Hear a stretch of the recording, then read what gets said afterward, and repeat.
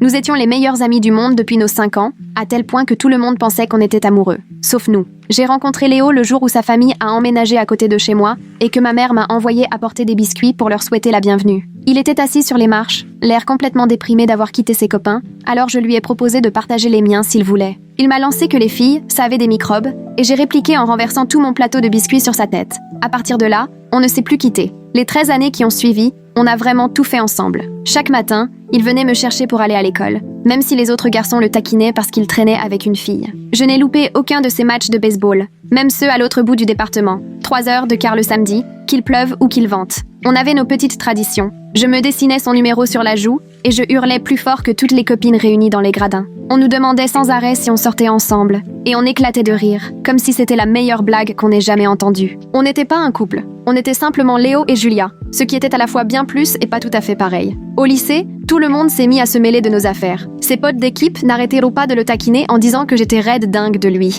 pendant que mes amis étaient persuadés qu'il ne me regardait pas du tout comme les autres filles. On levait les yeux au ciel à chaque fois, en expliquant que grandir ensemble, c'était un peu comme être frères et sœurs. Je connaissais ses pires secrets, dont les plus cracras, comme sa manie de piquer du fromage dans le frigo à 2 heures du matin, et il m'avait vue dans tous mes états, couverte de boutons de varicelle, avec mon appareil dentaire ou la tête d'épouvantail après ma permanente ratée. Qui sortirait avec quelqu'un qui vous a aidé à enterrer votre hamster en CE2 ? Pourtant, l'université a bien failli tout casser. Il est parti faire ses études d'ingénieur à l'université d'État, et moi j'ai intégré une école d'art graphique à 40 minutes de là. Le premier mois a été horrible. Je l'appelais en pleurant à cause de ma coloc impossible. Et quand j'étais malade, il débarquait au beau milieu de la nuit avec une soupe. Il m'envoyait des textos pendant ses cours parce que sa binôme de TP le draguait ouvertement et qu'il ne savait jamais comment lui dire non sans paraître brutal. On s'était promis de toujours dîner ensemble le dimanche. Parfois, ça voulait dire se retrouver dans un boui-boui miteux pile à mi-chemin, où la nourriture était infecte, mais où au moins, on était tous les deux. Ces dimanches soirs m'ont littéralement sauvée. Puis tout a changé en 3e année,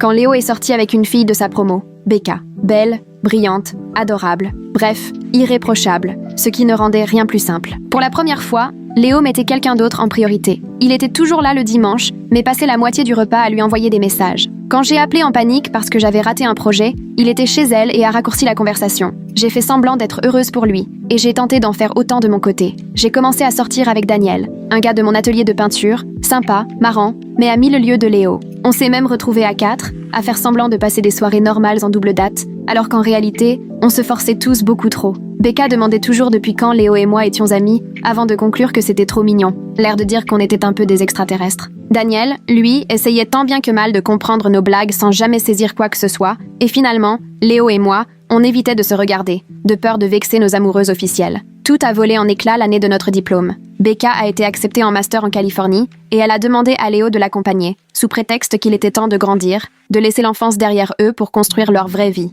Or, l'enfance, pour elle, c'était moi. Léo m'en a parlé le soir même, au dîner du dimanche. Je lui ai dit qu'il fallait absolument qu'il y aille, que Becca était parfaite et qu'en Californie, les ingénieurs avaient des tas d'opportunités. Il m'a regardé longuement puis a fini par approuver. Je suis rentrée et j'ai pleuré toute la nuit, au point que ma coloc a menacé d'appeler l'infirmerie du campus. 2 semaines plus tard, Daniel m'a quittée, en disant qu'il voyait bien que j'étais amoureuse de quelqu'un d'autre et qu'il ne voulait pas rester le second choix. J'étais incapable de lui répondre, mais au fond, je savais qu'il avait raison, même si je ne l'avais jamais admis. Une semaine avant la remise des diplômes, Léo a débarqué chez moi en pleine nuit, ce qui, entre nous, n'avait rien d'inhabituel. Sauf qu'à 3 heures du matin, il était tellement sérieux et l'air complètement lessivé. Il m'a annoncé qu'il avait quitté Becca parce qu'elle lui avait demandé de choisir la Californie avec elle ou rester près de moi et qu'il n'y arrivait pas. J'ai explosé, je lui ai dit qu'il était fou de tout gâcher pour une simple histoire d'amitié et il m'a dit que c'était bien là le problème. Je n'étais pas qu'une amie et ça faisait des années. Puis il m'a embrassée. Je me suis reculée, totalement sous le choc, avec le cœur qui battait à tout rompre,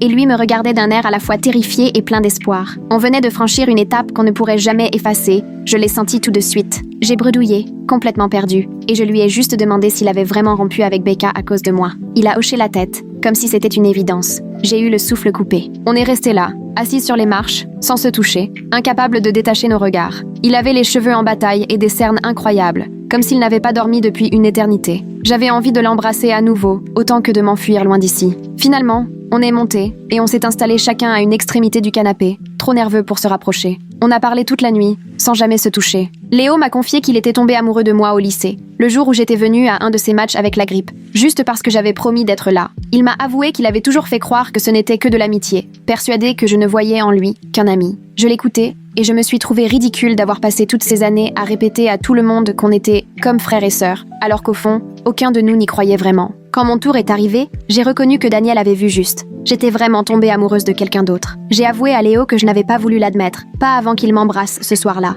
On a parlé toute la nuit jusqu'au lever du soleil, puis on s'est endormi sans s'en rendre compte sur le canapé, les pieds presque enlacés au milieu. Le matin suivant, Reina est rentrée et nous a découvert là, encore tout habillée, profondément endormie. Elle n'a même pas essayé de cacher sa curiosité et a aussitôt voulu tout savoir. À moitié embrumée, j'ai lâché que Léo et moi, on s'était embrassés. Et là, elle s'est mise à crier si fort que le voisin a frappé contre le mur. Elle répétait sans arrêt que tout le monde attendait ce moment depuis toujours et qu'elle avait toujours su que ça finirait par arriver. Sa réaction a rendu la chose encore plus concrète, presque angoissante, parce que ça devenait officiel, plus question de faire marche arrière. Reina nous a préparé un café en arborant un sourire malicieux, tandis que Léo et moi, on échangeait des regards gênés. C'est à ce moment-là qu'elle a lancé « Alors, c'est pour quand le premier rendez-vous ?» C'est là que j'ai réalisé qu'on n'avait même pas pris le temps de parler de ce que tout ça voulait dire. Léo est parti se changer et Léna m'a glissé que j'avais l'air à la fois ravie et morte de trouille. Et c'était exactement ça. Un peu plus tard, Léo m'a envoyé un message pour me proposer un café près du campus, comme un vrai rendez-vous cette fois. J'ai accepté, les mains qui tremblaient en tapant ma réponse.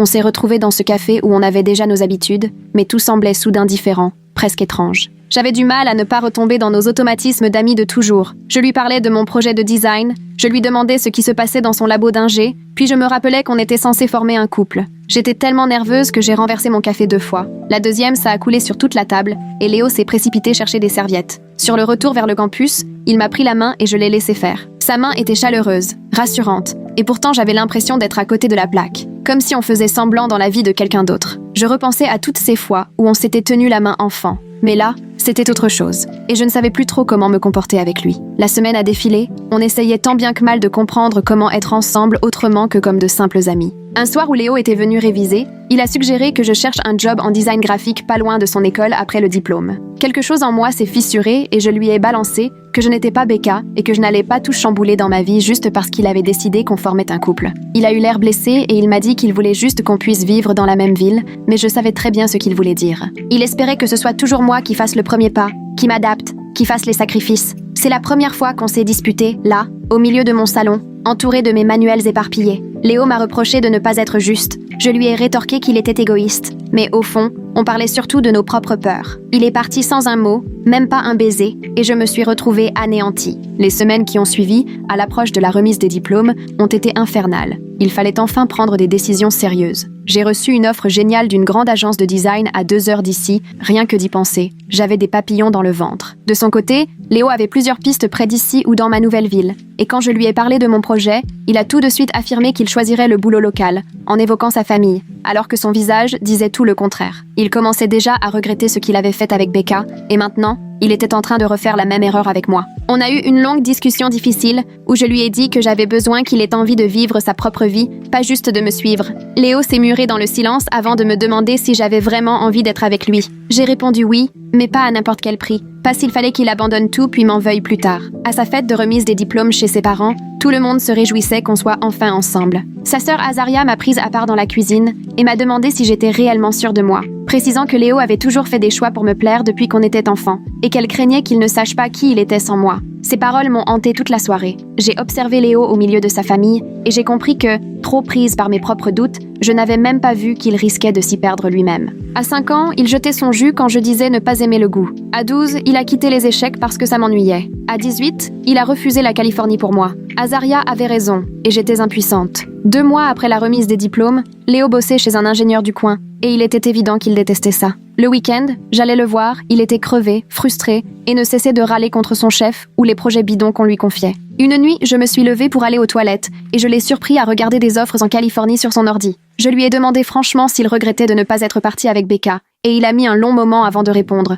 Puis il a fini par avouer que parfois, il se demandait à quoi aurait ressemblé sa vie s'il avait fait un autre choix. On a passé la nuit à parler de ce qu'on voulait vraiment, pas de ce qu'on pensait devoir vouloir. Léo m'a confié qu'il se sentait piégé, je me sentais coupable, et on a admis qu'il fallait que ça change. On a décidé d'essayer la distance. Léo allait accepter un meilleur poste à 3 heures d'ici. Le premier mois a été atroce. On ne savait plus comment faire, tout passait par le planning d'appel, un peu comme des inconnus. Il m'appelait à midi, je bossais, je lui écrivais le soir, il dormait déjà. Je me suis plongée dans le boulot, je me suis fait de nouveaux amis à l'agence, on sortait voir des expos le week-end, et j'ai fini par réaliser que je pouvais être heureuse même sans Léo. C'était un drôle de mélange, ce sentiment de liberté mêlé à l'impression de laisser quelque chose derrière soi. Ce qui m'a surprise, c'est que j'aimais vraiment avoir un peu d'air, pouvoir découvrir qui j'étais, sans que Léo soit toujours dans mes pattes. 4 mois après, on ne se parlait presque plus, à part échanger quelques infos sur le boulot. Un après-midi, je suis allée prendre un café avec mon collègue Caleb, et finalement, on a traîné une bonne heure en ville à parler de design, de musique, à refaire le monde sans vraiment s'en rendre compte. Quand je suis rentrée,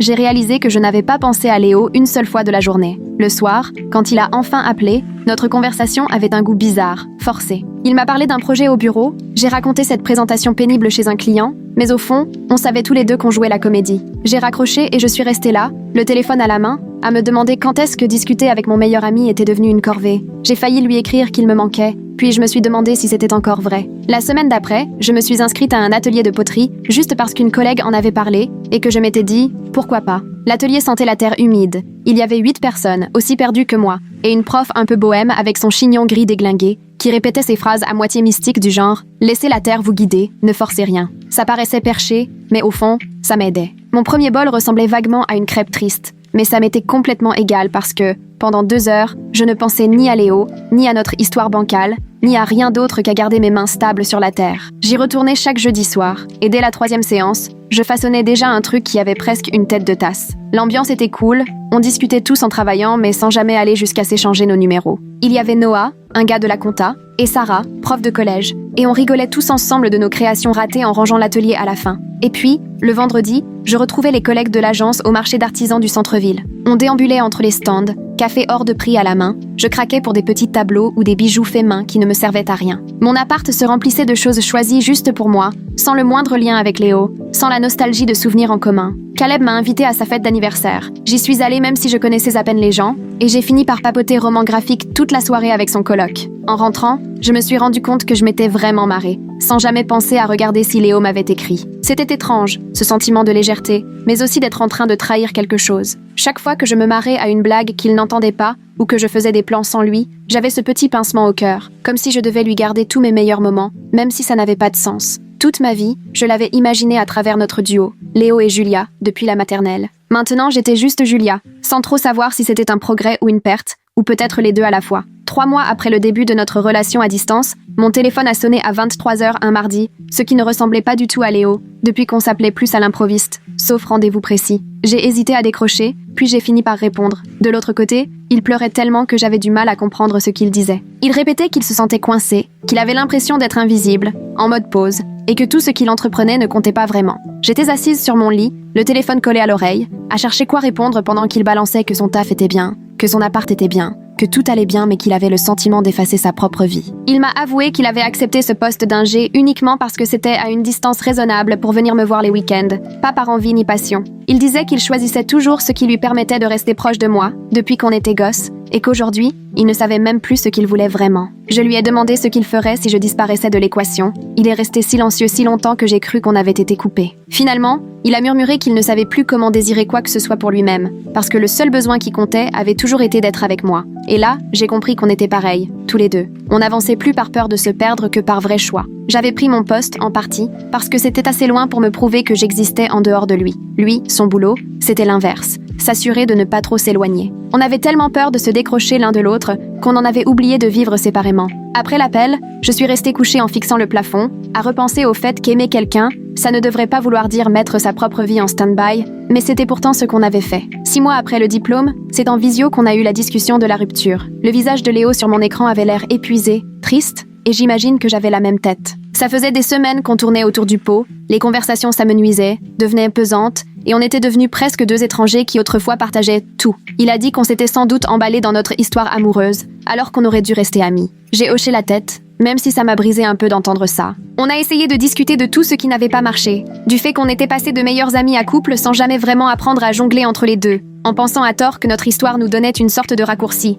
Mais la réalité est autrement plus complexe. Léo a expliqué qu'il avait besoin de temps pour savoir qui il était hors de notre duo, et j'ai reconnu que j'en avais besoin aussi. On s'est mis d'accord pour une vraie pause, sans message, sans faux espace, vraiment couper les ponts un moment. Une fois l'ordi fermé, je suis restée là, à respirer un peu fort, et puis j'ai craqué, des sanglots impossibles à retenir. J'ai tellement pleuré que ma coloc est venue frapper à la porte pour vérifier si ça allait, et j'étais même incapable de lui répondre. J'ai pleuré jusqu'à en avoir le visage bouffi, la gorge en feu, et la sensation que mon cœur s'effritait. Perdre Léo, c'était comme s'amputer d'une partie de soi, comme si j'avais dû laisser un bras que j'aurais toujours eu. J'avais passé presque toute ma vie avec lui, et d'un coup, il me fallait réapprendre à exister seule. À Thanksgiving, je suis rentrée à contre-cœur, déjà épuisée à l'idée d'affronter ce week-end.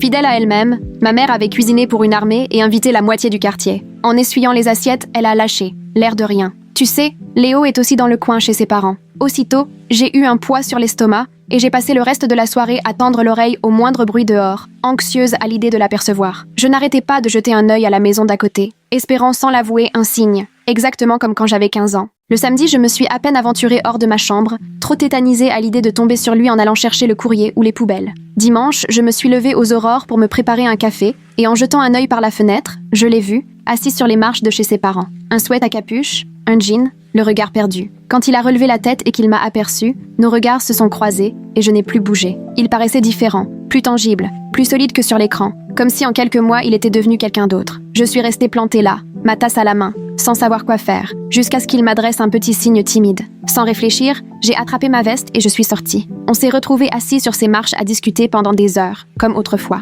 Les premiers mots étaient maladroits, chacun sur la réserve, puis Léo m'a parlé de ses séances avec sa psy et j'ai cessé d'être nerveuse. Il m'a expliqué que son thérapeute l'aidait à admettre qu'il avait peur de désirer des choses pour lui-même, persuadé que dépendre de moi équivalait à une faiblesse. Il m'a raconté comment, pendant des années, il s'était oublié en voulant toujours être là pour moi. Je lui ai confié mes débuts en poterie, les marchés d'art, ce que signifiait apprendre à me construire une vie sans lui, avec la crainte de ne plus l'aimer en avançant seule. Je lui ai avoué avoir eu peur de devenir comme Becca, celle qui pousse l'autre à renoncer à ses rêves. Il m'a dit qu'il comprenait, qu'en réalité, on avait surtout eu peur de tout, sauf de ce qui comptait, et qu'en chemin, on s'était éloigné de l'essentiel. On a parlé boulot, amis, de tout ce qu'on avait fait depuis 6 mois. C'était comme retrouver notre complicité d'avant, ce dialogue naturel qu'on partageait bien avant que tout ne devienne compliqué. Mais c'était aussi nouveau, parce qu'on n'avait plus besoin de se cacher ou de jouer un rôle, on était juste Léo et Julia, un peu perdus mais curieux de découvrir qui on était devenus l'un et l'autre. Léo a sorti son téléphone pour me montrer une offre d'emploi reçue dans ma ville, une boîte d'ingénierie réputée,